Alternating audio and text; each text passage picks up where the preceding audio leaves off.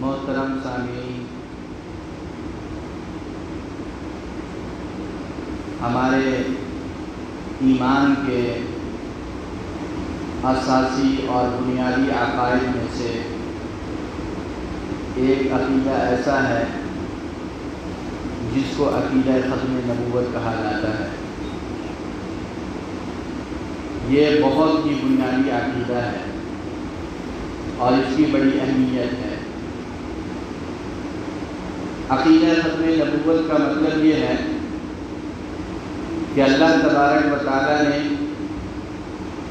حضرت آدم علیہ السلام سے جو انبیاء اور رسولوں کا سلسلہ شروع فرمایا تھا،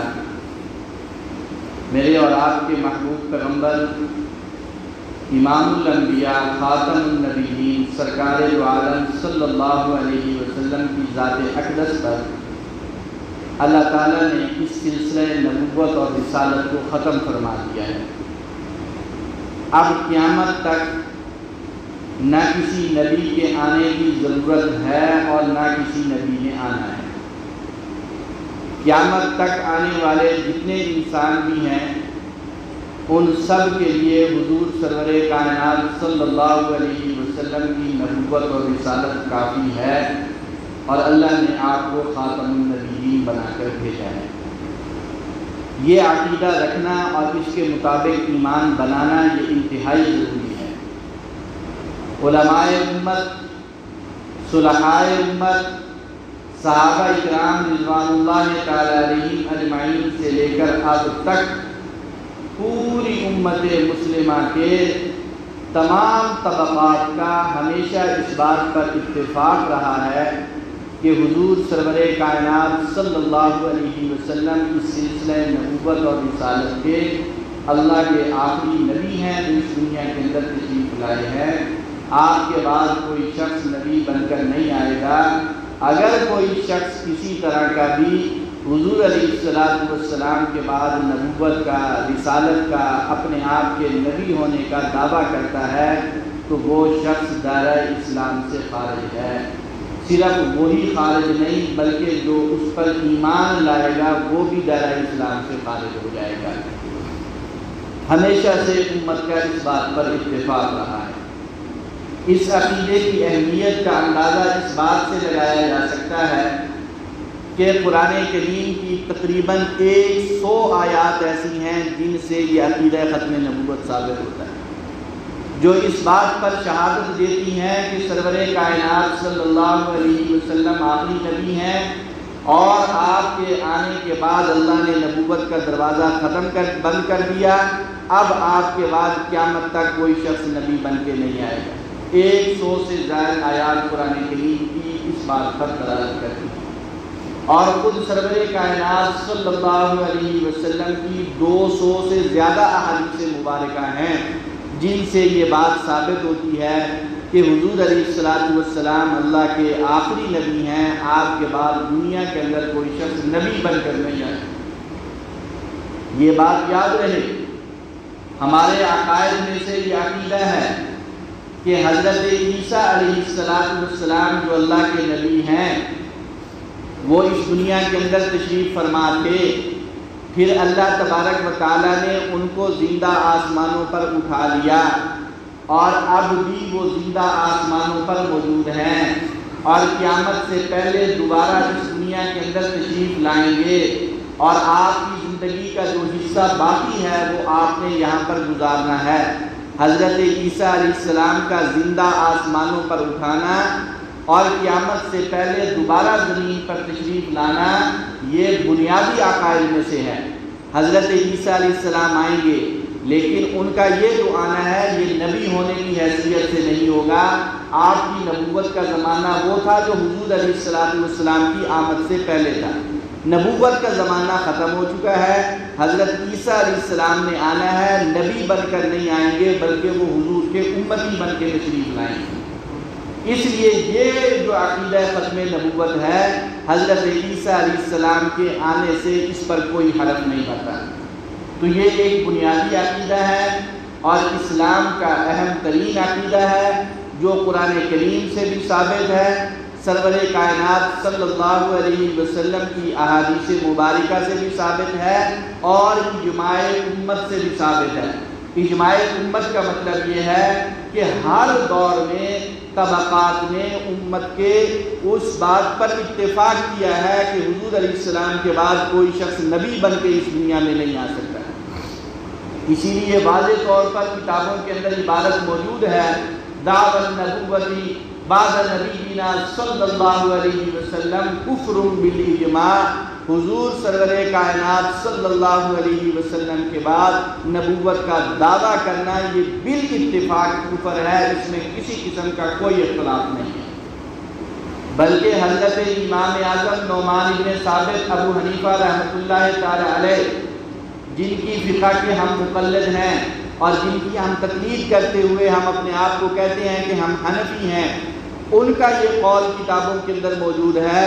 کہ اگر کوئی شخص حضور علیہ السلام کے بعد نبوت کا دعویٰ کرے اور سننے والا اس پر ایمان لانے کے لیے، یقین کرنے کے لیے، اعتماد کرنے کے لیے اس کو کہتا ہے کہ تو اپنے نبوت کے دلیل پیش کر، اپنے نبی ہونے کی دلیل پیش کر، اگر دعوی نبوت کرنے والے سے کوئی بندہ اس نظریے سے دلیل مانگتا ہے، دلیل دینا تو بعد کی بات ہے، ایمان لانا تو بعد کی بات ہے، یہ اتنا بڑا اور اہم مسئلہ ہے کہ دلیل مانگنے والا بھی کافر ہو جاتا ہے۔ دلیل مانگنا بھی جائز نہیں ہے۔ ہاں، ایک آدمی دلیل مانگتا ہے اس لیے کہ اس کا رد کرے، اس کو سمجھائے، اس کی وضاحت کرے کہ یہ تیری دلیل ٹھیک نہیں ہے، وہ ایک علیحدہ بات ہے۔ لیکن اگر اس کے ساتھ اعتقاد کرتے ہوئے، اس پر ایمان رکھتے ہوئے اور اس کی بات کو تسلیم کرنے کے لیے کہ اگر یہ بات اچھی ہوئی تو میں اس کو قبول کر لوں گا، اس نظریے سے اگر کوئی شخص دعوی نبوت کرنے والے سے دلیل مانگے تو امام اعظم ابو حنیفہ رحمہ اللہ کا مسئلہ یہ ہے کہ وہ بھی دائرہ اسلام سے خارج ہو جائے۔ یہ ایسے لوگ ہیں کہ ان سے ہمیں دلیل مانگنے کی بھی ضرورت نہیں، اور اس کی وجہ کیا ہے؟ اتنی اہمیت اس عقیدے کی جو بیان کی جاتی ہے تو وہ کیوں بیان کی جاتی ہے؟ حضور علیہ السلام نے بار بار اس کو بیان کیا اور بڑی مثالوں کے ساتھ اس کو بیان کیا تاکہ امت کے ذہن میں یہ بات ذہن نشین ہو جائے، اچھی طرح بیٹھ جائے کہ حضور علیہ السلام کے بعد کوئی شخص نبی نہیں بن سکتا۔ مثال کے طور پر آپ علیہ السلام نے اس بات کو سمجھانے کے لیے ایک مثال دی۔ آپ نے فرمایا ایک شخص ہو اور وہ ایک عمارت بنائے، ایک گھر تعمیر کرے، محل بنائے اور سارا بڑا اچھا بنا دے، خوبصورت بنا دے، ایک اینٹ کی جگہ خالی چھوڑ دے، ایک اینٹ نہ لگائے، وہ جگہ خالی چھوڑ دے اور لوگوں کو بلائے کہ آؤ میں نے یہ گھر بنایا ہے، دیکھو کیسا ہے۔ لوگ آئیں، اس کو دیکھیں، اس کی دیواروں کو دیکھیں، اس کی چھت کو دیکھیں، اس کے نقش و نگار کو دیکھیں، اس کے فرش کو دیکھیں، اس کے کمروں کو دیکھیں اور اس کی تعریف کریں کہ کمرے بڑے اچھے ہیں، دیواریں بڑی اچھی ہیں، چھت بڑی بہترین ہے، فرش تو نے بڑا مضبوط ڈالا ہے، ایک ایک چیز کی تعریف کریں اور آخر میں جب اس جگہ کو دیکھیں جہاں ایک اینٹ کی جگہ اس نے چھوڑی ہوئی ہے تو وہ سارے کہیں کہ یہ جگہ کیوں خالی چھوڑ دی، ایک ہی اینٹ تو لگنی تھی، اگر یہ لگا دی جاتی تو اچھا ہوتا۔ اب وہ اس پر اعتراض کریں، پھر آخر میں وہ ایک اینٹ بھی وہاں پر رکھ دی جائے تو وہ عمارت بالکل کامل مکمل ہو جاتی ہے، اب اس میں کوئی اور نئی اینٹ لگانے کی ضرورت نہیں۔ فرمایا اللہ تبارک و تعالیٰ نے ایک نبوت کا محل بنایا، نبوت کا قصر تعمیر کیا، اس میں حضرت آدم کے نام کی اینٹ لگائی، حضرت شیش کے نام کی اینٹ لگائی، حضرت ادریس علیہ السلام کے نام کی اینٹ لگائی، حضرت نوح علیہ السلام کے نام کی اینٹ لگائی، حضرت ابراہیم، حضرت اسماعیل، حضرت اسحاق، حضرت یعقوب، حضرت یوسف، حضرت موسیٰ، حضرت عیسیٰ علیہ السلام، 1,24,000 کم و بیش نبی آئے، ایک ایک اینٹ لگتی رہی، نبوت کا محل تعمیر ہوتا رہا اور وہ سارا محل بن گیا، آخر میں ایک ایک کی جگہ باقی تھی، اللہ تبارک و تعالیٰ نے مجھے بھیجا اور اس جگہ کو بھی مکمل کر دیا، اب نبوت کا محل پورا ہو چکا ہے، کوئی نئی اینٹ لگانے کی ضرورت نہیں ہے۔ آپ نے بتا دیا انا خاتم النبیین، میں آخری اینٹ ہوں، میں آخری نبی ہوں، لا نبی بعدی، اب قیامت تک میرے بعد اور کوئی نبی نہیں آئے گا۔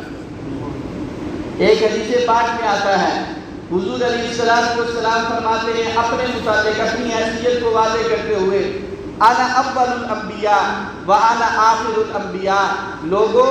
اللہ نے مجھے اتنی شان عطا کی ہے، اتنا مقام عطا کیا ہے، اتنی عظمت عطا کی ہے، اتنی رفعت اور بلندی عطا کی ہے کہ میں اول الانبیاء بھی ہوں، سب نبیوں سے پہلے میں نبی ہوں، اور میں آخر الانبیاء بھی ہوں کہ سب نبیوں کے آخر میں بھی ہوں، سب سے بعد میں بھی آیا ہوں، پہلا نبی بھی میں ہوں، آخری نبی بھی میں ہوں۔ اللہ نے اول الانبیاء ہونے کا اعزاز بھی مجھے عطا کیا ہے، آخر الانبیاء ہونے کا اعزاز بھی مجھے عطا کیا ہے۔ یہاں ایک سوال پیدا ہوتا ہے، یہ کیسے ہو سکتا ہے کہ ایک شخص اول میں بھی ہو،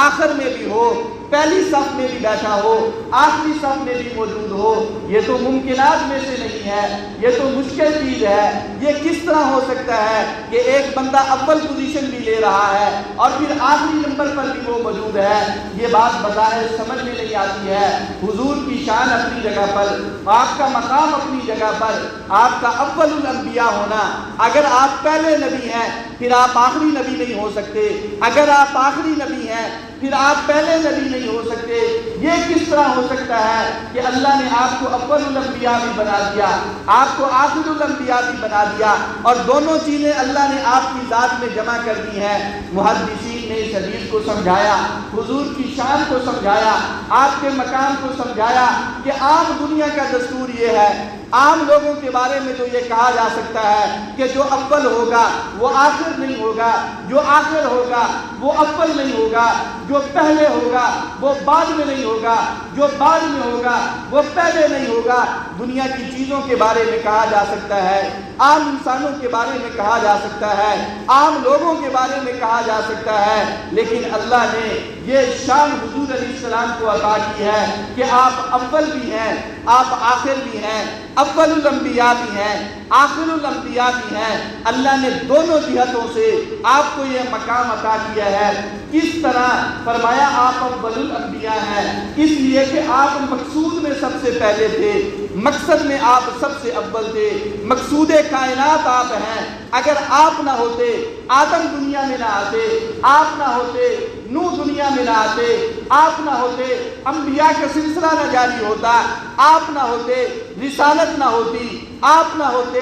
شریعت نہ ہوتی، آپ نہ ہوتے، وحی کا سلسلہ نہ ہوتا، آپ نہ ہوتے، جبریل کا آنا جانا نہ ہوتا، آپ نہ ہوتے، دنیا جہان کی چیزیں نہ ہوتی، لولاک لما خلقت الافلاک، اللہ نے کہہ دیا تھا محبوب آپ مقصود کائنات ہیں، آپ سب سے اول ہیں، آپ کو بنانا تھا، سورج کو بنایا ہے، آپ کو بنانا تھا، زمین کا فرش بچھایا ہے، آپ کو بنانا تھا، آسمانوں کی بلندی قائم کی ہے، آپ کو بنانا تھا، شجر و حجر کا نظام بنایا ہے، آپ کو بنانا تھا، جن اور انس کو پیدا کیا ہے، آپ کو دنیا میں بھیجنا تھا، اس لیے انبیاء کو بھیجا ہے، ان کی قوموں کو بھیجا ہے، زمین ہموار کی ہے، آخر میں آپ کو بھیجا ہے، اس لیے آپ اول الانبیاء بھی ہیں، آخر الانبیاء بھی ہیں، مقصود میں اول ہیں، وجود میں آخر ہیں، مقصد کائنات آپ تھے، اس لیے آپ اول الانبیاء ہیں۔ کائنات کے اندر جتنے نبی آئے ان سب سے بعد میں آپ آئے، اس لیے آپ آخر الانبیاء ہیں۔ آپ کہیں گے بات سمجھ میں نہیں آ رہی، اور بات سمجھ بھی کیسے آئے؟ یہ کوئی عام بات نہیں ہے، لیکن اس کو عام لفظوں میں سمجھایا۔ شیخ القرآن والحدیث، حافظ القرآن والحدیث حضرت مولانا عبداللہ درخواستی رحمہ اللہ نے عجیب قسم کا انسان تھا، اللہ نے عجیب ذہانت عطا کی تھی۔ وہ کہا کرتے تھے مجھے قرآن کی آیت سمجھ میں نہ آئے، میں بیت اللہ کو ایک نظر دیکھ لوں، مجھے قرآن کی آیت کا معنی اور مفہوم سمجھ میں آ جاتا ہے، مجھے اللہ کے پاک پیغمبر صلی اللہ علیہ وسلم کی حدیث سمجھ میں نہ آئے، میں روضہ رسول کو ایک نظر دیکھ لوں، مجھے حدیث کا مفہوم سمجھ میں آ جاتا ہے۔ انہوں نے اس کی تشریح کی، انہوں نے کہا اس کو سمجھنا بڑا آسان ہے کہ ایک چیز مقصود میں پہلے ہوتی ہے، وجود میں بعد میں ہوتی ہے، یہ کوئی مشکل چیز نہیں ہے۔ انہوں نے کہا مثال سے سمجھنا چاہتے ہو، بڑی آسان سی مثال دی کہ ایک آدمی ایسا ہے جس کو دیسی گھی کی ضرورت ہے، اب وہ اپنے لیے دیسی گھی چاہتا ہے، اس کو استعمال کرنا چاہتا ہے، وہ سمجھتا یہ ہے اگر کسی سے خریدوں گا پتہ نہیں مجھے 1 نمبر ملے گا یا نہیں ملے گا، بازار سے لوں گا پتہ نہیں 1 نمبر چیز ملے گی بھی صحیح یا نہیں ملے گی۔ اس نے گھی لینا تھا، کسی نے اس کو بتایا بڑا آسان طریقہ ہے، اگر تو 1 نمبر اصلی اور دیسی گھی لینا چاہتا ہے کسی پر اعتماد نہ کر، منڈی میں چلا جا، ایک بھینس خرید لے اور بھینس کو اپنے گھر لے آ، اس کا دودھ نکال، دودھ کو تو پھر اس کو گرم کر لے، اچھی طرح اس کو پکا لے، پکانے کے بعد اس میں دہی ڈال دے، تھوڑی سی لسی ڈال دے اور اس کے بعد اس کو رکھ دے، جب اس کا دہی بن جائے گا پھر اس کو تو اچھی طرح مشین چلا اور اس میں سے لسی علیحدہ کر لے، مکھن علیحدہ کر لے، اور جب مکھن نکل آئے گا اس کو تھوڑی سی آنچ دے، اوپر سے ملائی علیحدہ کر دے، نیچے سے تجھے دیسی گھی مل جائے گا۔ اس نے کہا بات سمجھنی آسان ہو گئی کہ گھی لینا چاہتا ہے پہلے بھینس خریدنی پڑے گی، گھی لینا چاہتا ہے بھینس کو چارہ ڈالنا پڑے گا، اصلی دیسی گھی حاصل کرنا چاہتا ہے اس کو پانی پلانا پڑے گا، اصلی دیسی گھی حاصل کرنا چاہتا ہے اس لیے اس کا دودھ نکالنا پڑے گا، پھر اس دودھ کو گرم کرنا پڑے گا، پھر ساری ایک ترتیب ہوگی۔ اب دیکھو یہ گھی یہ ذہن کے اندر پہلے ہے، یہ مقصد میں پہلے ہے، اسی لیے بھینس خریدی جا رہی ہے، اسی لیے اس کو چارہ ڈالا جا رہا ہے، اسی لیے اس کی خدمت کی جا رہی ہے، اسی لیے دودھ نکالا جا رہا ہے، اس لیے یہ سارے کام کیے جا رہے ہیں۔ حضور کائنات میں اول ہے، مقصود کائنات ہے کہ آپ نے آنا تھا اس لیے آدم آئے ہیں، آپ نے آنا تھا اس لیے نوح آئے ہیں، آپ نے آنا تھا اس لیے ابراہیم آئے ہیں، آپ نے آنا تھا اس لیے اللہ نے نبوت کا سلسلہ جاری کیا ہے، آپ نے آنا تھا اس لیے اللہ نے شریعت کا سلسلہ جاری کیا ہے، آپ نے آنا تھا اس لیے اللہ نے یہ کائنات بنائی ہے۔ تو آپ مقصود کائنات ہیں، اور جو چیز مقصود ہوتی ہے وہ ذہن میں پہلے ہوتی ہے، وجود میں بعد میں ہوتی ہے۔ گھی جو ہے یہ مقصد ہے، یہ ذہن میں پہلے ہے، وجود میں بعد میں آیا ہے، تو پتہ چل گیا آپ اول الانبیاء ہیں کہ مقصود آپ ہیں، ذہن میں آپ تھے، آپ نے آنا تھا اس لیے یہ سارا کام کیا گیا۔ اور پھر جب گھی بن جاتا ہے تو وہ سب سے آخر میں آتا ہے، اس لیے گھی کو اول بھی کہہ سکتے ہیں آخر بھی کہہ سکتے ہیں، مقصود کے اعتبار سے اول کہیں گے، وجود کے اعتبار سے آخر کہیں گے۔ حضور اول بھی ہیں، حضور آخر بھی ہیں، مقصود کے اعتبار سے آپ اول ہیں اور آپ وجود کے اعتبار سے سب سے آخر میں آئے ہیں۔ اللہ نے آپ کو اول الانبیاء بھی بنایا، آخر الانبیاء بھی بنایا ہے۔ آپ مقصود کائنات ہیں اس لیے اول الانبیاء ہیں، آپ وجود میں سب سے آخر میں آئے ہیں، خاتم النبیین ہیں اس لیے آخر الانبیاء ہیں۔ اور یہیں سے یہ مسئلہ بھی نکل آیا کہ جب آپ آخر الانبیاء ہیں، انہوں نے جو مثال دی جہاں حضور علیہ السلام کی شان اور آپ کا مقام سمجھایا، ساتھ ساتھ ختم نبوت کا مسئلہ بھی حل کر دیا کہ جب تک گھی کا وجود نہیں تھا اس وقت تک مختلف چیزیں بن رہی تھی، مختلف چیزیں بن رہی تھی۔ بھینس آ گئی، چارہ آ گیا، پانی آ گیا، دودھ آ گیا، دہی آ گئی، لسی آ گئی، مکھن آ گیا، مختلف چیزیں بن رہی ہیں۔ اور یہ گھی کے آنے کی تیاری ہو رہی ہے، گھی حاصل کرنے کی تیاری ہو رہی ہے۔ جب تک حضور نہیں آئے تھے آدم آ رہے ہیں، شیس آ رہے ہیں، یوسف آ رہے ہیں، زکریا آ رہے ہیں، دانیال آ رہے ہیں، مختلف پیغمبر آ رہے ہیں، اور یہ حضور کے آنے کی تیاری ہو رہی ہے۔ اور جب گھی آ جاتا ہے، اب جب گھی حاصل ہو گیا تو گھی سے آگے گھی نہیں بنا کرتا، وہ آخر ہے، اب اس سے آگے دوسری چیزیں بنیں گی۔ گھی سے آپ سالن تیار کر سکتے ہیں، گھی سے آپ مٹھائیاں بنا سکتے ہیں، گھی سے آپ جو ہے مختلف قسم کی میٹھی چیزیں بنا سکتے ہیں، مقوی چیزیں۔ گھی سے آگے گھی نہیں بنتا، گھی سے اور چیزیں تو بنتی ہیں لیکن گھی نہیں بنتا۔ اسی سے سمجھ آیا کہ جب حضور آ گئے، آپ آخر میں آئے تو آپ کے بعد اب نبوت نہیں، آپ نبی بن کے آئے۔ گھی سے گھی نہیں بنتا، نبی سے نبی نہیں بنتا، رسول سے رسول نہیں بنے گا، نبوت کا دروازہ بند ہو گیا۔ اب آپ کے بعد صداقت آئے گی، اب آپ کے بعد عدالت آئے گی، اب آپ کے بعد حیا آئے گی، آپ کے بعد سخاوت آئے گی، آپ کے بعد شجاعت آئے گی۔ اس نبوت سے اب صداقت تو تیار ہو سکتی ہے، نبوت تیار نہیں ہو سکتی۔ مرزا قادیانی کہتا تھا نا کہ حضور کے خاتم النبیین ہونے کا مطلب یہ ہے کہ حضور کے پاس نبوت کی مہر ہے کہ جس چیز کو لگاتے جائیں گے نبی بنتا جائے گا۔ مسئلہ حل ہو گیا کہ جس طرح گھی سے گھی نہیں بنتا، دوسری چیزیں بنتی ہیں، اس طرح حضور کی نبوت آخری نبی، اب اس سے آگے نبی نہیں بنے گا، اس سے دوسری چیزیں بنے گی۔ کبھی اس سے صداقت کے پھول کھلیں گے، عدالت کے پھول کھلیں گے، حیا اور سخاوت کے پھول کھلیں گے، شجاعت اور بہادری ملے گی، سیاست اور شجاعت ملے گی، لیکن نبوت سے آگے نبوت نہیں ملے گی۔ حضور آخری نبی ہے اور بس، یہ ہے ختم نبوت کا معنی اور اس کی یہ اہمیت۔ تو یہ مسلمانوں کا ایک بنیادی عقیدہ ہے، اور ہمیشہ ہر دور میں امت نے اس کے تحفظ کے لیے بڑی بڑی قربانیاں دی ہیں، بہت بڑی بڑی قربانیاں دی ہیں، پوری تاریخ کو نہیں دہرایا جا سکتا۔ بر صغیر میں مرزا غلام احمد قادیانی، اس نے نبوت کا دعویٰ کیا، اپنے آپ کو کہنے لگا میں نبی ہوں، مختلف قسم کے دعوے کیے اس نے، اور علماء امت نے اس وقت سے اس کا تعاقب شروع کیا، اس وقت سے اس کے پیچھے لگے کہ تیرا یہ دعویٰ بھی غلط، تیرے ماننے والے بھی غلط، اور صرف غلط نہیں کہا، اس کے لیے بڑی قربانی لگی، بڑی تحریک چلی۔ 1947 میں پاکستان بنا، پاکستان آزاد ہو گیا، ہندوستان آزاد ہو گیا، گورا اس ملک کو چھوڑ کے چلا گیا، لیکن وہ اپنے خود کاشتہ پودے یہاں پر ہمیں دے کے گیا، جو اس کے گن گانے والے تھے۔ ان میں سے ایک یہ مرزا غلام احمد قادیانی تھا، جس کی بنسبت نبوت جو تھی یہ انگریزوں کی وجہ سے تھی، اس کے پیچھے پوری ان کی کوشش تھی، کاروائیاں تھی،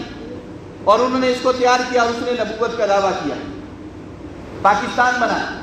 تو پاکستان کے اندر باقاعدہ ایک منصوبے کے تحت قادیانیت کو فروغ دیا گیا، شروع سے باقاعدہ ایک منصوبے کے تحت۔ پہلا پاکستان کا وزیر خارجہ بنا ظفر اللہ قادیانی، اور جب وہ وزیر خارجہ بنا تو جہاں جہاں پاکستان کے وزارت خارجہ اور سفارت کے خانے کے دفتر بنے، وہاں وہاں اس نے قادیانیت کو وہ جگہ فراہم کی اور قادیانیوں کو وہاں پروموٹ کیا۔ تو دنیا کے اندر اگر قادیانیت گئی ہے تو وہ پاکستان کے ذریعے سے گئی ہے۔ یہ پاکستان کے ذمہ ایک بہت بڑا جرم تھا جو پاکستان کے ذمہ تھا، کہ دنیا کو قادیانی بنانے والے اور قادیانیت کا پیغام دینے والا سب سے پہلے ظفر اللہ قادیانی تھا، اور اس نے جہاں دفاتر قائم کیے وہاں اس نے قادیانیوں کو بھیجا، اور اس کے نتیجے میں 1953 میں ملک کے اندر ایک تحریک چلی پورے ملک میں، اور بہت زوردار تحریک تھی، اور یہ تحریک عام تحریک نہیں تھی کہ لوگ سڑک پہ نکلے، احتجاج کیا اور شام کو گھر آ گئے۔ 10,000 لوگوں کی قربانی لگی ہے اس تحریک میں 1953 میں۔ 80 سال کے بوڑھے سے لے کے 5 سال کے بچے تک کے لاشیں اٹھائے گئے ہیں اس 1953 کی تحریک میں۔ بہت بڑی تحریک جس میں عجیب ترین واقعات جو ہے وہ سننے کو ملتے ہیں۔ کرفیو لگا ہوا ہوتا تھا، ختم نبوت کا نام لینے پر پابندی۔ بعض علاقے ایسے تھے پاکستان اسلامی جمہوریہ پاکستان کے اندر،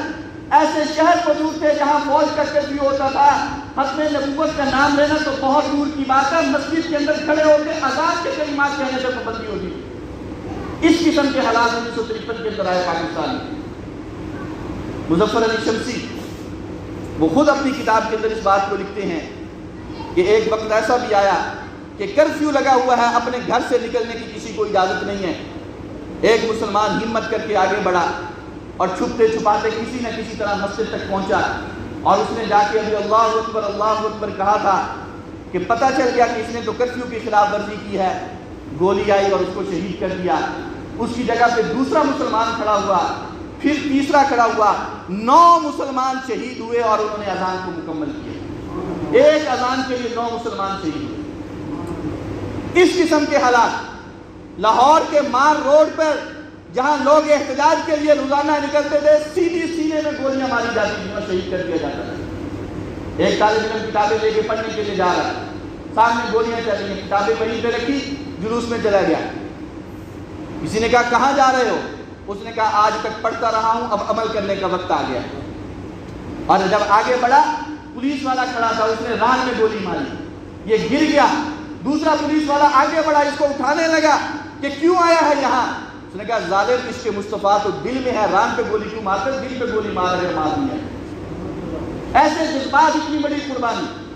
80 سال کا بزرگ، کتابوں کے اندر یہ واقعات لکھے ہوئے ہیں، 80 سال کا سفید ریش بزرگ اپنے 5 سال کے پوتے پڑپوتے کو اس نے اپنے کندھے پہ اٹھایا ہوا ہے اور کرفیو لگا ہوا ہے، اور وہ نکلا اور وہ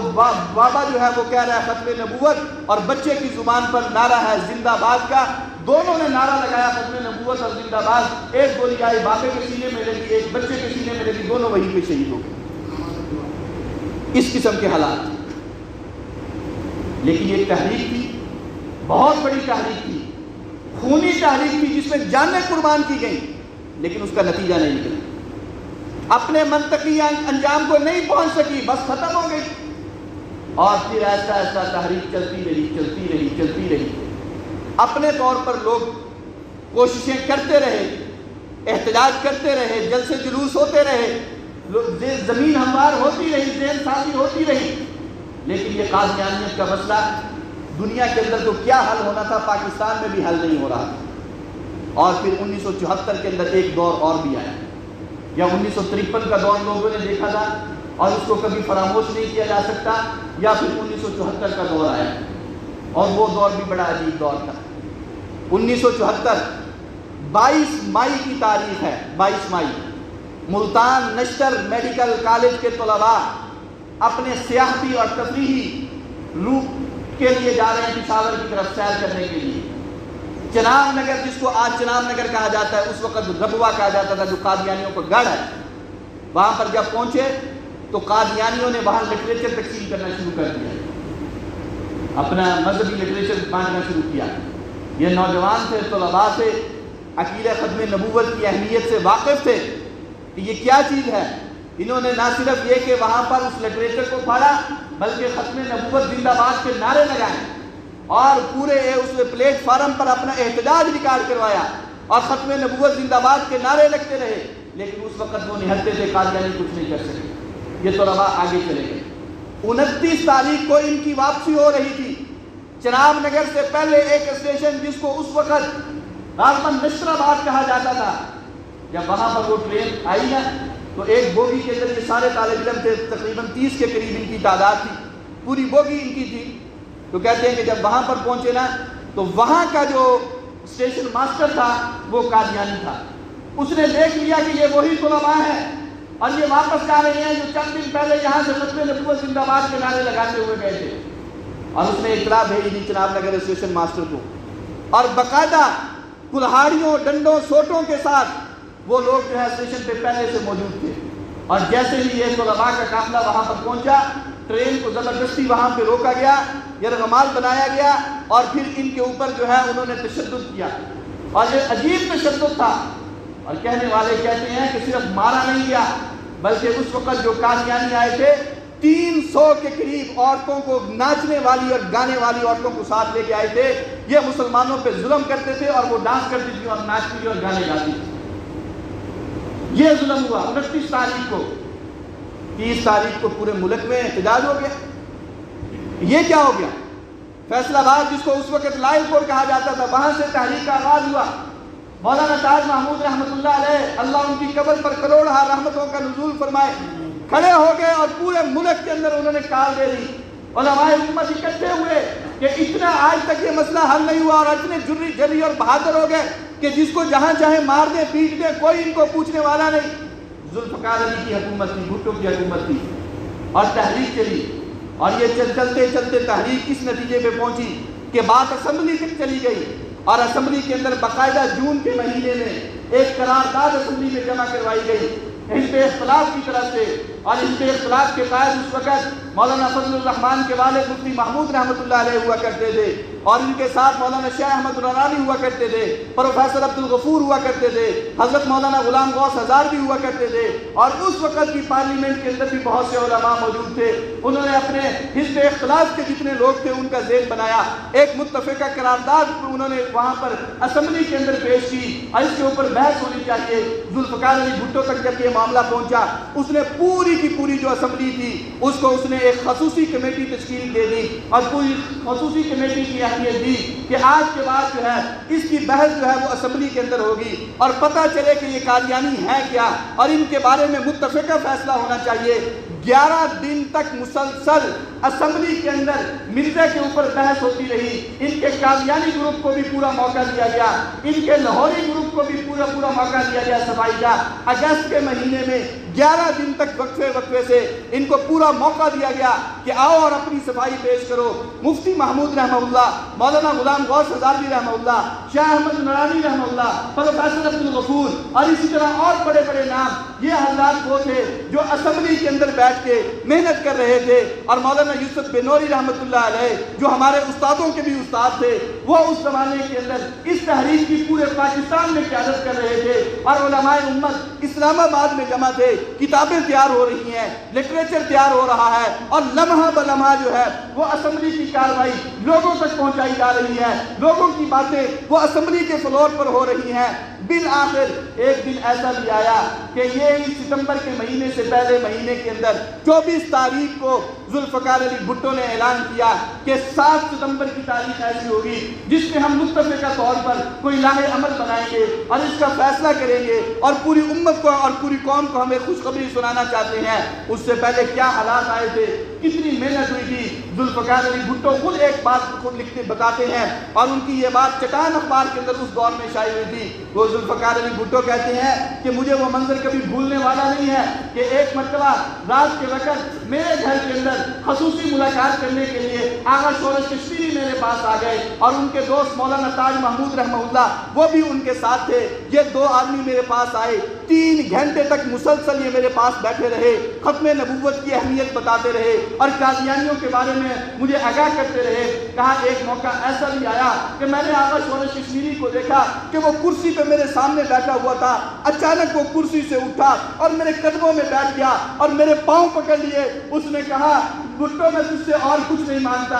मैं हुजूर की खत्म नबूवत का सवाल करता हूँ, मेरी झोली के अंदर ये डाल दे। भुट्टो कहते हैं आगा शोरश कश्मीरी की अजमत से मैं वाकिफ था, मैं जल्दी से खड़ा हो गया, उसको मैंने उठाया, अपने सीने से लगाना चाहा लेकिन वो पीछे हो गया, सिर्फ उसने मुसाफा किया और फिर बैठ गया और थोड़ी देर बातें करता रहा। फिर उसके अंदर एक अजीब सा जज्बा उठा और वो मेरे सामने अपनी खाली झोली रख के कहने लगा कि जुल्फ़िकार अली भुट्टो मेरी सारी जिंदगी की नेकियां ले ले, मैं हुजूर के पास क़यामत के दिन खाली दामन चला जाऊंगा, मुझे कोई परवाह नहीं, लेकिन मेरी झोली के अंदर खत्म नबूवत का कानून डाल दे, नामूस रिसालत का कानून डाल दे। कहा अजीब इंसान था। मेरे पास एक मरतबा वो आया और मैंने जब उससे बात की तो उसने मेरे सामने सिर्फ और सिर्फ एक ही मुतालबा रखा। मैंने कहा आप हौसला करें, इंशाअल्लाह मामला हल हो जाएगा। जुल्फ़िकार अली भुट्टो कहते हैं तारीख पहले से तय थी कि हमने 7 सितंबर को ऐलान करना है। दुनिया और कौम जो थी वो सारी की सारी कश्मकश में थी, पता नहीं क्या फैसला आता है, क्या दबाव आता है,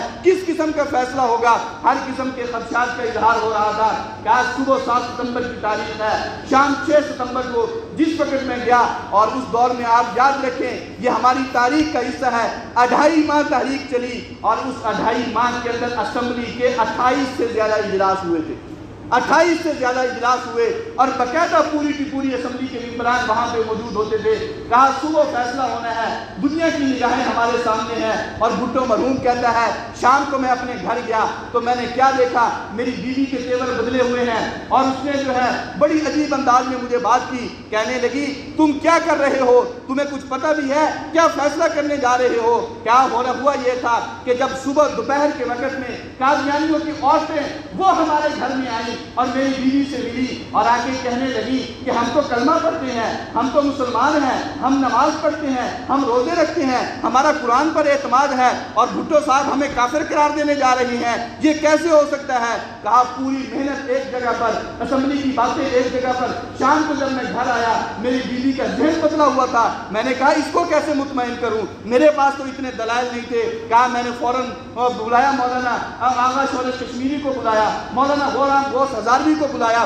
कि जल्दी मेरे घर में पहुंचो। वो मेरे घर आए और 3-4 घंटे तक मुसलसल मेरी बीवी को बैठ के समझाते रहे कि ये कादियानियत का फितना है क्या। फिर जाके उसकी समझ में ये बात आई और सुबह जब 7 सितंबर की तारीख असेंबली का इजलास हुआ और 4:30 बजे इजलास शुरू हुआ और पूरी कौम की निगाहें जो थी वो इस बात पे लगी हुई थी, पता नहीं क्या फैसला होने वाला है। यकीन जाके मैंने किताब के अंदर पढ़ा, हजरत मौलाना यूसुफ बिनौरी रहमतुल्लाह अलैह, जिसे दुनिया जो है मुहद्दिसुल असर कहती है, मुहद्दिस कबीर कहती है, हमारे बड़े बड़े हजरात और बड़े बड़े बुजुर्ग हजरत शेख बिनौरी के सामने यूं सर झुका के बैठे हुआ करते थे जैसे शागिर्द उस्तादों के सामने बैठा करते हैं। हजरत बिनौरी की कैफियत ये होती थी, देखने वाले ये कहते हैं کہ صبح جس وقت 9-10 بجے کے قریب اسمبلی کا اجلاس شروع ہوتا تھا، مفتی محمود رحمہ اللہ اور مولانا غلام غوث ہزاروی اور دوسرے حضرات جب دفتر ختم نبوت اسلام آباد سے اٹھ کے اسمبلی کی طرف جاتے تھے، شیخ بن نوری سجدے میں گر جاتے تھے اور شام تک جب تک واپس نہیں آتے تھے کسی سے بات نہیں کرتے تھے، بس رونے دھونے میں لگے رہتے تھے کہ یا اللہ اس مسئلے کو حل کروا دے۔ اور پھر اجلاس ہوا، اور اتفاق کی بات یہ ہے کہ اللہ کی شان کے ساتھ اس اجلاس کے اندر پوری قومی اسمبلی، کوئی ایک بندہ بھی غیر حاضر نہیں تھا، ایک بندہ بھی ایسا نہیں تھا جو اس اجلاس میں موجود ہو۔ 130 ارکان کی اسمبلی، اور سب نے متفقہ طور پر یہ رائے دی اور فیصلہ کیا کہ قادیانی غیر مسلم ہیں، ان کا اسلام کے ساتھ کوئی تعلق نہیں۔ 4:30 بجے اجلاس شروع ہوا، 5 بجے بھٹو کو خطاب کے لیے دعوت دی گئی کہ آپ آئیے اور خطاب کیجئے۔ آدھا گھنٹہ اس نے خطاب کیا اور جتنی باتیں تھیں وہ ساری رکھی، اور پھر اس کے بعد رائے شماری کا موقع ہوا۔ 130 ارکان متفقہ طور پر سب نے یہ رائے دی، ایک ووٹ بھی قادیانی کے حق میں نہیں گیا۔ سبحان اللہ کہتے ہیں، ایک بندہ بھی ایسا نہیں تھا اس وقت اسمبلی کے اندر جو قادیانیوں کے حق میں ہو۔ 130 کے 30 ووٹ جو تھے وہ سارے کے سارے مسلمانوں کے حق میں، اور بالآخر فیصلہ ہو گیا قومی اسمبلی سے کہ قادیانی غیر مسلم ہیں، ان کا اسلام کے ساتھ کوئی تعلق نہیں۔ اسی دن اسی تاریخ کو 6:30 بجے سینٹ کا اجلاس ہوا، ایوان بالا کا اجلاس ہوا، جس کے اندر قومی اسمبلی کا وزیر اور یہاں کا جو وزیر قانون تھا عبدالحفیظ پیرزادہ اور دیگر حضرات یہ وہاں پیش ہوئے، اور انہوں نے قومی اسمبلی کے اجلاس کی کارروائی ایوان بالا میں رکھی کہ وہاں یہ فیصلہ ہوا ہے، ایوان بالا کے جتنے ارکان تھے متفقہ طور پر سب کے سب ووٹ مسلمانوں کے حق میں تھے، کوئی ایک ووٹ بھی قادیانیوں کو نہیں دیا۔ اور اس دن 8 بجے کا جو خبر نامہ تھا ریڈیو پر جو آیا، بتایا یہ جاتا ہے کہ اس دن سب سے پہلی خبر مسلمانوں کو اور اہلیان پاکستان کو یہ سنائی گئی کہ لازوال قربانیوں کے نتیجے میں وہ تحریک جو 1953 سے چلی تھی اور آج 1974 میں اور 7 ستمبر کی تاریخ 8 بجے کے خبر نامے کے اندر یہ خبر سنائی گئی کہ متفقہ طور پر آئین پاکستان کے اندر یہ بات درج ہو چکی ہے کہ قادیانی ان کا اسلام اور مسلمانوں کے ساتھ کوئی تعلق نہیں ہے، ان کو غیر مسلم اقلیت قرار دے دیا گیا۔ تو میرے عزیز دوستو، یہ ہماری تاریخ کا ایک سنہرا دن ہے، تاریخی دن ہے 7 ستمبر کا۔ جس طرح ہمارے ہاں 23 مارچ کی تاریخ ایک اہمیت رکھتی ہے، ہمارے ہاں 14 اگست کی تاریخ ایک اہمیت رکھتی ہے، 6 ستمبر کی تاریخ ہمارے ہاں ایک اہمیت رکھتی ہے، جس طرح قائد اعظم کا یوم ولادت اور یوم وفات ہمارے ہاں ایک اہمیت رکھتا ہے، علامہ اقبال کا یوم پیدائش یوم وفات وہ ہمارے لیے ایک اہمیت رکھتا ہے، اور بہت سارے قومی دن ہیں اور مذہبی تہوار ہیں جو ہمارے لیے ایک بہت بڑی اہمیت کے حامل ہے۔ 7 ستمبر کی تاریخ پوری امت مسلمہ بالعموم اور اہلیان پاکستان کے لیے بالخصوص یہ ایک تاریخی دن ہے کہ اللہ تبارک و تعالیٰ نے پوری دنیا کے سامنے یہ چیز واضح کر دی تھی کہ پاکستان کے مسلمانوں کی قربانیوں کے نتیجے میں قادیانیت جو انگریز کا ایک خود کاشتہ پودا تھا اور جس کی جڑیں اس وقت پوری دنیا کے اندر پھیل چکی تھی، اس کے خلاف اگر کسی نے مضبوط طور پر کارروائی کی ہے اور آئین اور قانون کا حصہ بنایا ہے تو وہ سب سے پہلے پاکستان کا نمبر آتا ہے۔ اس کے بعد اور بہت ساری عدالتیں اور بہت سارے ممالک جن کے اندر باقاعدہ قانون کے اندر درج ہوا، لیکن اس کا سب سے پہلا جو پتھر ہے، سب سے بنیادی پتھر جو ہے اور بنیادی قدم اگر کسی نے اٹھایا ہے تو وہ پاکستان نے اٹھایا۔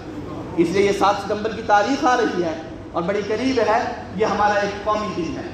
یہ ایک تاریخی دن ہے اور مسلمانوں کی عظیم ایک فتح کا دن ہے۔ عقیدہ ختم نبوت کی اہمیت، عظمت، فضیلت وہ ساری اپنی جگہ پر مسلمات میں سے ہے۔ ایک مسلمان ہونے کی حیثیت سے ہمارا اس پر ایمان مضبوط ہونا چاہیے اور اس کے لیے ہمیں ہر وقت ہر قربانی کے لیے تیار بھی رہنا چاہیے۔ جس طرح ہمارے بڑوں نے، ہمارے بزرگوں نے اتنی بڑی قربانی دے کے اس عقیدے کے تحفظ کیا تھا اور اس کو قانونی حیثیت دلوائی تھی، آج بعد میں آنے والے امت مسلمہ کے لوگ اور ہم مسلمان پاکستانیوں کی یہ ذمہ داری ہے۔ اس وقت سے لے کر آج تک مسلسل اس قانون کو چھیڑا جا رہا ہے، یہود و نصارہ کی نگاہوں کے اندر یہ قانون کھٹک رہا ہے۔ اس دن سے لے کر اب تک وہ چین سے نہیں بیٹھے ہیں، کبھی نہ کبھی وہ اس کو چھیڑتے ہیں، کوشش کرتے ہیں کہ اس کو قانون سے ختم کروا دیا جائے، ترمیم لائی جائے، اور بہت دفعہ کوششیں ہوئی، ہر دور میں ہوئی اور بہت دباؤ ڈالا گیا، لیکن جو قانون بن چکا ہے اب یہ ہماری اور آنے والی نسلوں کی ذمہ داری ہے کہ ہم ختم ہو سکتے ہیں لیکن یہ قانون ختم نہیں ہو سکتا۔ اس کے ساتھ ہم نے اپنی وفاداری کا ثبوت دینا ہے۔ یہ دن ہمیں اس بات کی یاد دلاتا ہے۔ اور آخری بات یہ ہے کہ جہاں قادیانیت کی بات ہے، یہود و نصارہ کی دشمنیاں مسلمانوں کے ساتھ اپنی جگہ پر، وہ ہمارے خیر خواہ نہیں ہو سکتے، لیکن علامہ اقبال مرحوم نے کہا تھا کہ یہ قادیانی ایسے ہیں جو اسلام کے بھی غدار ہیں اور پاکستان کے بھی غدار ہیں۔ اسلام کو بھی نقصان پہنچے گا تو قادیانیوں سے پہنچے گا، اور پاکستان کو بھی اگر نقصان پہنچے گا تو وہ قادیانیوں سے پہنچے گا۔ اور ان کی اگر آپ مذہبی کتابیں اٹھا کے دیکھیں قادیانیوں کی، ان کے بڑوں کی وصیتیں لکھی ہوئی ہیں کہ ایک دن ایسا آئے گا کہ پاکستان دنیا کے نقشے سے ختم ہو جائے گا، اکھنڈ بھارت بن جائے گا۔ یہ قادیانیوں کا نظریہ ہے، اور باقاعدہ جو ہے ان کی کتابوں کے اندر یہ لکھا ہوا ہے۔ ان کے بڑے مرتے تھے، اپنے چھوٹوں کو وصیتیں کر کے جاتے تھے کہ جس دن پاکستان ختم ہو جائے، بھارت بن جائے اور بھارت کا پرچم لہرا دیا جائے، ہمیں یہاں قبروں سے نکال دیا جائے، ہمیں قادیان میں جا کے دفن کیا جائے، اور ہمیں قادیان کی مٹی جو ہے وہاں ہمیں بھیجا جائے۔ تو یہ پاکستان کے ساتھ مخلص نہیں ہے، ہمدرد نہیں ہے، خیر خواہ نہیں ہے، پاکستان کی مٹی سے ان کو محبت نہیں ہے، یہاں کے قانون سے محبت نہیں ہے، یہ کبھی بھی پاکستان کے خیر خواہ نہیں ہو سکتے ہیں۔ اس لیے ان کے ساتھ کسی قسم کا کوئی تعلق نہیں ہونا چاہیے۔ اور بالخصوص ان کی جو مصنوعات ہیں، یہ ہمارا ایمانی تقاضا ہے، غیرت کا تقاضا ہے کہ اور کچھ نہیں کر سکتے تو کم از کم ان کی مصنوعات کا بائیکاٹ بھی ضرور ہونا چاہیے۔ جتنی بائیکاٹ ہیں، یہ چیزیں ہیں، بالخصوص شیزان مشہور کمپنی ہے، اور آپ دیکھ لیں اس کے کتنے پروڈکٹ ہیں، جوس ہیں، بوتلیں ہیں، اور جیم ہیں، اور پتہ نہیں کتنی چیزیں ہیں جو انہوں نے بنائی ہوئی ہیں۔ اس طرح اور بھی بہت کچھ ہے، وہ باقاعدہ جو ہے وہ پمفلٹ ملتے ہیں، چارٹ ملتے ہیں، ہر ایک کے پاس محفوظ ہونا چاہیے۔ جس طرح ہم اپنی خاص چیزیں اپنے پاس محفوظ رکھتے ہیں، ہمارے پاس یہ قادیانی کی مصنوعات والا چارٹ جو ہے یہ ہر ایک کے پاس محفوظ ہونا چاہیے۔ جب ہم کوئی چیز خریدنے لگے تو اس کو دیکھ لیا کرے کہ کسی قادیانی کی بنی ہوئی تو نہیں ہے، شیزان کمپنی کی تو نہیں ہے، گھی ہے اور بہت ساری چیزیں ہیں، مشروبات کی بہت ساری چیزیں ہیں، بہت سارے شربت انہوں نے بنائے ہوئے ہیں۔ یہ ہمارا مسلمان ہونے کا تقاضا ہے۔ کیوں؟ اس کی وجہ یہ ہے کہ ہم جو کچھ بھی استعمال کرتے ہیں، ان کا جو سارا کا سارا ہے وہ چندہ، وہ پیسہ وہ ان کی کمپنیوں کو جاتا ہے، جو مسلمانوں کے خلاف استعمال ہوتا ہے، اسلام کے خلاف استعمال ہوتا ہے، پاکستان کے خلاف استعمال ہوتا ہے۔ تو ہمارا دینی، ملی اور قومی فریضہ ہے، ہمارا وطنی فریضہ ہے کہ ہم اپنے ملک کے دشمن اور اپنے دین کے دشمنوں کے ساتھ اس طرح کا قاطع کریں اور ان کا ناطقہ اس طرح بند کریں کہ ان کے ساتھ ہمارا کسی قسم کا تعاون کا کوئی تعلق نہیں ہونا چاہیے۔ اس کے مقابلے میں ہم دوسری چیزیں استعمال کریں، ان کو فروغ دیں، یہ ہمارے ایمان کا حصہ ہے۔ اللہ تبارک و تعالی ہم سب کے ایمان کو سلامتی نصیب فرمائے، اور ہمیشہ مرتے دم تک ہمیں عقیدہ ختم نبوت سے وابستگی نصیب فرمائے۔ اسی عقیدے پر اللہ زندگی نصیب کر دے، اسی پر موت نصیب کر دے۔ حضرت مولانا احمد علی لاہوری رحمۃ اللہ تعالی علیہ، جن کو دنیا فرشتہ لاہور کہا کرتی تھی، ان کے بارے میں آتا ہے کہ ایک مرتبہ ان کے پاس مولانا تاج محمود رحمہ اللہ بیٹھے تھے، مناظر ختم نبوت حضرت مولانا لال حسین اختر رحمہ اللہ بیٹھے تھے، اور وہاں پر ختم نبوت کی بات شروع ہو گئی۔ حضرت لاہوری رحمہ اللہ کہنے لگے کہ میں ان لوگوں سے محبت کرتا ہوں جو ختم نبوت کا کام کرتے ہیں، تو اور کہنے لگے کہ میں کیا محبت کرتا ہوں، خود حضور صلی اللہ علیہ وسلم ان سے محبت کرتے ہیں۔ سرگودے کے لوگ مولانا کے پاس گئے، حضرت لاہوری کے پاس، کہ آپ ہمیں وقت دیں، ہم بڑا جلسہ کروا رہے ہیں، اس میں آپ نے آنا ہے، آپ نے وعدہ کر دیا کہ میں ضرور آؤں گا، لیکن اس مقررہ تاریخ آنے سے پہلے بیمار ہو گئے، اتنے بیمار ہو گئے کہ سفر کے قابل نہیں رہے۔ جب وہ مقررہ تاریخ آئی، ساتھیوں نے بتایا کہ حضرت آپ نے وہاں وقت دیا ہوا ہے، لیکن آپ کی طبیعت اجازت نہیں دیتی کہ آپ سفر کریں اور وہاں پر جائیں۔ کہا جیسے کیسے بھی ہے مجھے لے کے چلو، میں وہاں پہ جانا چاہتا ہوں اور میں ضرور جاؤں گا۔ کہتے ہیں کہ لیٹ کے سفر کیا، ٹرین میں گئے، اور وہاں جب پہنچے تو آگے چل نہیں سکتے تھے، چار پائی پہ ڈال کے ان کو جلسہ گاہ تک لے کے گئے، اور وہاں جب پہنچے تو ان کو کہا میں تقریر کرنے کے لیے نہیں آیا ہوں، میں تو صرف اس لیے آیا ہوں کہ میرے دل میں ختم نبوت کی محبت ہے، اور میں اس کا ثبوت دینے کے لیے آیا ہوں کہ اگر میں مر جاتا تو پتہ نہیں میرا کیا حشر ہوتا۔ اب مجھے اطمینان ہے کہ میں حضور کے ختم نبوت کے مجاہدین میں میرا نام دیا ہے۔ یہ اہمیت ہے اسلام کی۔ حضرت مولانا غلام غوث غازی رحمۃ اللہ علیہ، ان کا گزرے والے میں ایکسیڈنٹ ہو گیا، وہاں سے وہ سفر کر کے جا رہے تھے ادھر چشتیاں کے علاقے میں بیان کرنے کے لیے، وہاں ایکسیڈنٹ ہو گیا، زخمی ہو گئے، ڈرائیور زخمی ہو گیا، گاڑی تباہ ہو گئی، اور ڈرائیور کو پٹیوں کے لیے ہسپتال بھیج دیا گیا۔ لیکن ساتھیوں کو کہنے لگے میرے زخموں کو صاف کرو اور مجھے آگے کا سفر کرواؤ، میں نے وہاں وقت دیا ہوا ہے، اور کوئی مسئلہ ہوتا ذاتی بات ہوتی تو میں پروگرام منسوخ کر سکتا تھا، حضور کی ختم نبوت کی بات ہے اس لیے اس کو منسوخ نہیں کیا جا سکتا۔ ایک مرتبہ ایکسیڈنٹ ہوا، لاہور کے نیو ہسپتال کے اندر داخل ہو گئے، شام کا وقت نارووار کے لیے دیا ہوا تھا، وہاں پہنچنا تھا شام کو، ڈاکٹر نے پٹیاں کی، ٹانکے لگائے، اور شام کو جب ڈاکٹر اپنے گھر چلا گیا اس نے کہا چھٹی نہیں ہے، آپ نہیں جا سکتے۔ ساتھیوں کو کہا انتظام کرو، میں نے نارووار جانا ہے، بیان کرنا ہے۔ انہوں نے کہا حضرت آپ کی صحت اجازت نہیں دیتی، آپ کیسے جائیں گے؟ کہا حضور کی ختم نبوت کا مسئلہ ہے، مر کے بھی وہاں پہنچنا پڑے تو مجھے اس کے لیے گوارا ہے، میں وہاں پہ جاؤں گا۔ پھر آپ گئے اور وہاں پہ جا کے ختم نبوت کے عنوان پہ بات کی، اور جب واپس آئے سارے ٹانکے پھٹے ہوئے تھے، سارے زخم جو ہے وہ خراب ہو چکے تھے، پٹیوں میں سے خون رس رہا تھا۔ صبح جب ڈاکٹر آیا اس نے کہا حضرت آپ کو خیال نہیں ہے، اپنا آپ کا بھی آپ کو احساس نہیں ہے، یہ آپ نے اپنے ساتھ کیا کیا ہے، اب ہم اس ان زخموں کا کیا کریں؟ ہم کچھ نہیں کر سکتے، آپ کا خون بہت بہہ گیا ہے۔ انہوں نے کہا یہ خون بہا ہے تو یہ دنیا کے کام کے لیے نہیں بہا ہے، یہ حضور کی ختم نبوت کے لیے بہا ہے، اس لیے مجھے اس کی کوئی پرواہ نہیں ہے۔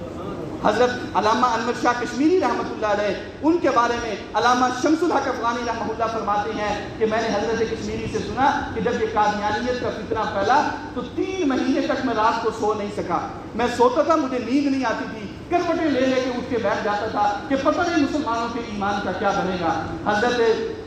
پیر گولڑا شریف والے پیر مہر علی شاہ گولڑوی رحمۃ اللہ علیہ یہاں ہندوستان سے ہجرت کر کے چلے گئے اور مکہ مکرمہ گئے، حج کیا اور وہاں سے حضور کے روزے پہ آئے، نیت یہ تھی کہ ساری زندگی وہیں پہ رہوں گا اور مدینے میں مروں گا اور جنت البقیع میں دفن ہو جاؤں گا اور وہیں کی موت مجھے نصیب ہو گئی۔ اسی نیت کے ساتھ گئے تھے، کہتے حضور کے روزے پہ گئے، بڑی خوشی خوشی جا کے سلام پیش کیا اور درخواست کی کہ محبوب نانا جان آپ کے پڑوس میں رہنے کے لیے آیا ہوں اور ساری زندگی مدینے میں رہنا چاہتا ہوں۔ یہ سلام پیش کر کے اپنی رہائش گاہ پر آئے، رات کو سوئے، خواب میں حضور علیہ السلام کی زیارت ہو گئی۔ آپ علیہ السلام نے کہا میرے علی تم یہاں مدینے کی زندگی کے مزے لینا چاہتے ہو، وہاں بر صغیر میں مرزا غلام محمد قادیانی تعویل کی کینچیوں کے ساتھ میرے حدیثوں کے ٹکڑے کر رہا ہے، میرے دین کی شکل بگاڑ رہا ہے، اور تم مدینے کی زندگی میں رہنا چاہتے ہو، جاؤ وہاں جا کے میرے دین کا دفاع کرو۔ حضرت پیر مہر علی شاہ گولڑوی رحمۃ اللہ علیہ انہوں نے وہ ہجرت منسوخ کی، ارادہ ختم کیا اور بر صغیر میں واپس آئے اور حضور کی ختم نبوت کا کام کیا۔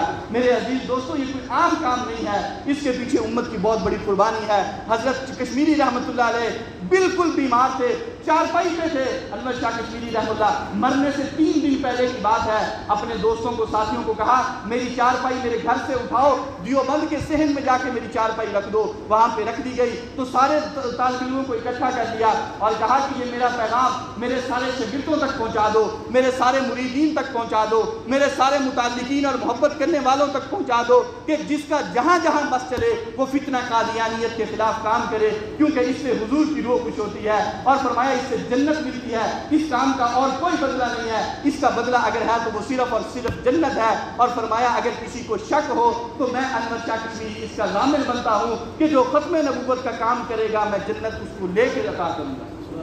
اللہ پاک ہمیں اس کام پر جینا مرنا نصیب فرما دے۔ وآخر دعوانا ان الحمد للہ رب العالمین۔